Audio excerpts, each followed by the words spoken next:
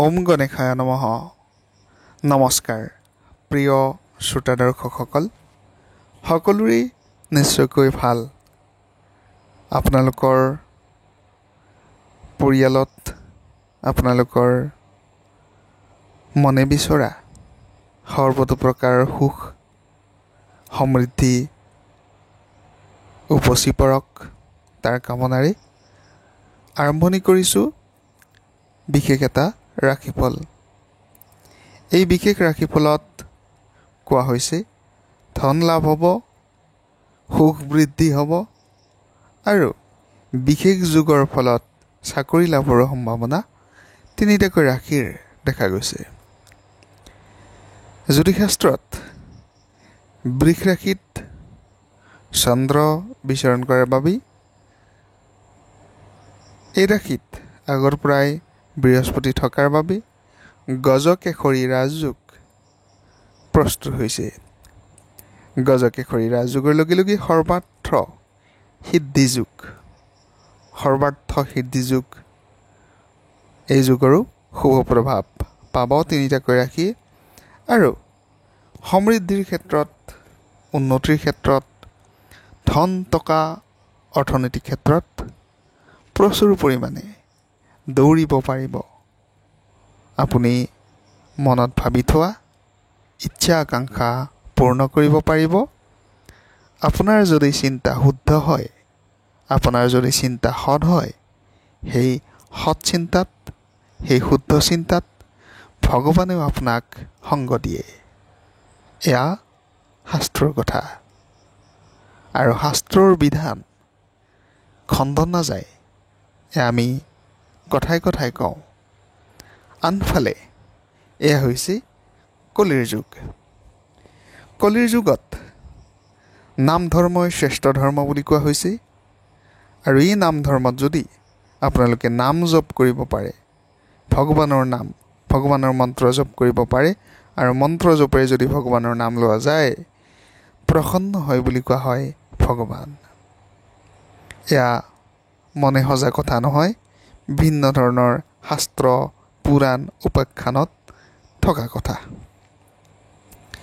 আপোনালোকৰ বাবেই মই প্ৰায় 2 বছৰ সম্পূৰ্ণ হ'ল ভিডিঅ' প্ৰস্তুত কৰিবলৈ আৰম্ভ কৰা।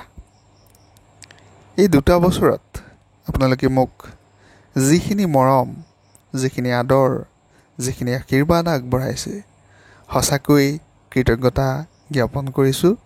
সকলোৰে শুভ হওক। প্ৰত্যেকগৰাকী ছাবস্ক্ৰাইবাৰ হৈ মই ভগৱানৰ শ্ৰীচৰণত প্ৰাৰ্থনা জনাইছোঁ, সমৃদ্ধি লাভ কৰক সকলোৱে। আৰু আপোনালোক যদি বিভিন্ন প্ৰকাৰৰ অসুবিধাত আছে আপুনি, তেনেহ'লে হনুমান ভগৱানৰ এক বিশেষ মন্ত্ৰ মই আজি আপোনালোকক দিম। এই মন্ত্ৰ আপোনালোকে জপ কৰিলে অতি সোনকালে দুখ কষ্ট ৰোগ আদিৰ পৰা পৰিত্ৰাণ পাব পাৰে। এই বিশেষ যি মন্ত্ৰ, চমৎকাৰী মন্ত্ৰ, এই মন্ত্ৰ মই আপোনালোকক ভিডিঅ'টোৰ মাজতে জনাবলৈ চেষ্টা কৰিম। যিহেতু প্ৰথমতেই মই কৈ লৈছোঁ, ধন লাভ হ'ব, অগ্ৰগতি আহিব চাকৰিৰ ক্ষেত্ৰত, অৰ্থনৈতিক ক্ষেত্ৰত, অৰ্থাৎ টকা পইচাৰ ক্ষেত্ৰত। জ্যোতিষৰ মতে সৰ্বাৰ্থ সিদ্ধি যোগ যথেষ্ট প্ৰভাৱান্বিত কৰে। ৰাশিচক্ৰৰ ফলাফলত যথেষ্ট গুৰুত্ব আছে। আৰু এই বিশেষ প্ৰভাৱী ৰাজযোগী তিনিটাকৈ বিশেষ ৰাশিৰ ওপৰত প্ৰভাৱ বিস্তাৰ কৰিছে। এই তিনি ৰাশিৰ কথা মই আপোনালোকক ক'ম। জ্যোতিষশাস্ত্ৰৰ মতে সৰ্বাৰ্থ সিদ্ধি যোগ বৃষ ৰাশিৰ জাতক জাতিকাসকলৰ বাবে শুভ। বৃষ ৰাশিৰ জাতক জাতিকাসকলৰ বাবে কৰ্মক্ষেত্ৰত সফলতা। পোনপটীয়াকৈ যদি ক'ব যোৱা যায়, চাকৰি লাভৰ যুগৰ কথা মোক প্ৰশ্ন কৰে, কৰ্ম লাভৰ যুগৰ কথা মই ক'ব পাৰিম। চাকৰি লাভৰ কথা পোনপটীয়াকৈ ক'ব নোৱাৰিলেও ৰাজভোগ যদি থাকে, তেনেহ'লে চাকৰি লাভৰ সুযোগো বৃদ্ধি পায়। গতিকে বৃষ ৰাশিৰ জাতক জাতিকাসকলে যিসকলে কষ্ট কৰিছে, যিসকলে বিভিন্ন ধৰণৰ প্ৰতিযোগিতামূলক পৰীক্ষাত অৱতীৰ্ণ হ'বলৈ গৈ আছে, চাকৰিৰ পৰীক্ষাত, নিযুক্তিৰ পৰীক্ষাত বহিবলৈ গৈ আছে, শুভেচ্ছা মোৰ ফালৰ পৰা যাচিছোঁ। আৰু চাকৰি পোৱাৰ সম্ভাৱনা আপোনালোকৰ দুগুণে বৃদ্ধি পাইছে। আপুনি নিশ্চয়কৈ লাগি থাকক, কষ্ট কৰি থাকক, কষ্টৰ ফল সদায় মিঠা। জ্যোতিষশাস্ত্ৰতো শুভ যোগ আছে যিহেতু আপোনাৰ এইবাৰ চাকৰি হোৱাৰ সম্ভাৱনা বৃদ্ধি পাইছে। গজকেশৰী ৰাজযোগৰ ফলত, সৰ্বাৰ্থ সিদ্ধি ৰাজযোগৰ ফলত বিশেষ শুভ প্ৰভাৱ থাকিব। পৰিয়ালত সুখ শান্তি সম্প্ৰীতি ঘূৰি আহিব। যিসকলৰ অশান্তি বিভিন্ন প্ৰকাৰে আছিল, সেই অশান্তিৰ পৰা পৰিত্ৰাণৰ উপায় লাভ কৰিব। পৰিয়ালত সুখ শান্তিৰ বাতাবৰণ আহিব। আৰু যিসকলে প্ৰেমৰ সম্পৰ্কৰ লগত জড়িত হৈ আছে, তেওঁলোকৰ বাবে এক মধুময় সময়, সুসময়, এক স্বৰ্গীয় সুখ লাভ কৰাৰ সময় বুলি ক'ব পাৰি। এই সময় আপোনালোকৰ বাবে নিশ্চয়কৈ ভাল। বৃষ ৰাশি জাতক জাতিকাসকলৰ প্ৰেমৰ ক্ষেত্ৰত হ'ব। বিদ্যাৰ্থীসকলৰ বাবেও ভাল খবৰ। বৃষ ৰাশিৰ বিদ্যাৰ্থীসকলে পান্না ৰত্ন ধাৰণ কৰিব পাৰে বিদ্যাত আগুৱাই যাবৰ বাবে।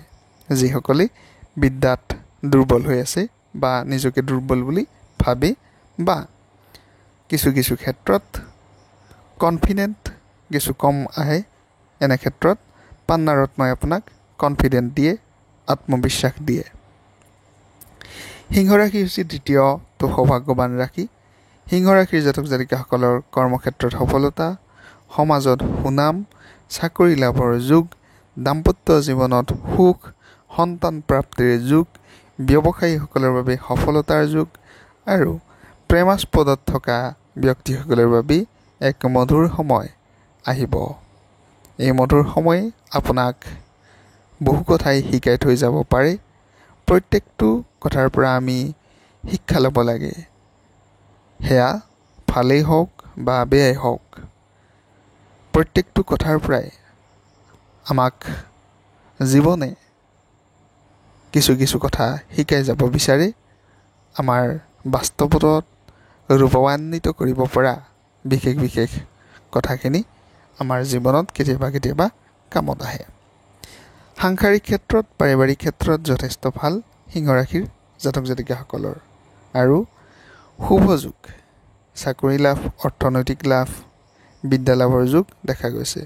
ঠিক তেনেধৰণে সিংহ ৰাশিৰ জাতক জাতিকাসকলেও পান্না ৰত্ন ধাৰণ কৰিব পাৰে। যিসকলে বিদ্যাৰ্থী, নিজকে কিছু দুৰ্বল বুলি ভাবে বা আপোনাৰ কিছু কনফিডেণ্ট কম আহে বা আপোনাৰ কনফিডেণ্ট যিমান আহিব লাগিছিল সিমান নাহে, তেনে ক্ষেত্ৰত পান্না ৰত্ন ধাৰণে আপোনাৰ কনফিডেণ্ট লৈ আহিব, আপোনাৰ সুযোগ দিব, অগ্ৰগতিৰ দিশে অগ্ৰসৰ কৰিব, আপোনাৰ আত্মবিশ্বাস বাঢ়িব।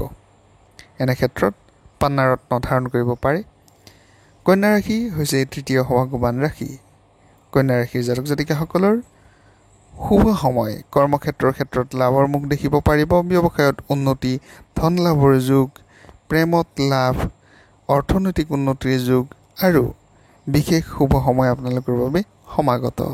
নতুন সময়ে শিকাই যাব বহু কথা, উন্নতিৰ পথে অগ্ৰসৰ হ'ব সিংহ ৰাশিৰ জাতক জাতিকাসকল, কন্যা ৰাশিৰ জাতক জাতিকাসকল, বৃষ ৰাশিৰ জাতক জাতিকাসকল। মই যিহেতু প্ৰথমতেই কৈছিলোঁ যে মই হনুমান ভগৱানৰ এক বিশেষ মন্ত্ৰ মই আপোনালোকক দিম। এই মন্ত্ৰ যদি আপোনালোকে জপ কৰে, তেনেহ'লে বিভিন্ন অশান্তি, চিন্তা, দুশ্চিন্তাৰ পৰা আঁতৰি থাকিব পাৰি, উন্নতিৰ ক্ষেত্ৰত অগ্ৰসৰ হ'ব পাৰি। আৰু আপোনাৰ যদি বিভিন্ন ধৰণৰ দুশ্চিন্তা, অনিদ্ৰা আদিয়ে ডিষ্টাৰ্ব কৰি থাকে, তেনে ক্ষেত্ৰত এই মন্ত্ৰ যথেষ্ট ফলদায়ী। ওম হুং হনুমতে নমঃ, ওম হুং হনুমতে নমঃ। এই মন্ত্ৰ আপোনালোকে জপ কৰিব পাৰে। যিকোনো সময়ত এই মন্ত্ৰ জপ কৰিব পাৰে। আৰু হনুমানৰ কৃপাদৃষ্টি থাকে। হনুমানৰ নাম যদি আমি ২৭ বাৰকৈ লওঁ, এটা যিকোনো বিপদত সময়ত হনুমানৰ নাম যদি আমি ২৭ বাৰকৈ লওঁ, ভগৱান বজৰংবলী হনুমানে আমাক সহায় কৰে। এয়া মই কোৱা কথা নহয়, শাস্ত্ৰই কোৱা কথা। গতিকে আপোনালোকে ২৭ বাৰকৈ এই মন্ত্ৰ জপ কৰিব পাৰে। ধন্যবাদ জনাইছোঁ, কৃতজ্ঞতা জনাইছোঁ। সকলোৰে প্ৰত্যেকটো দিন শুভ হওক, সমৃদ্ধিশালী হওক।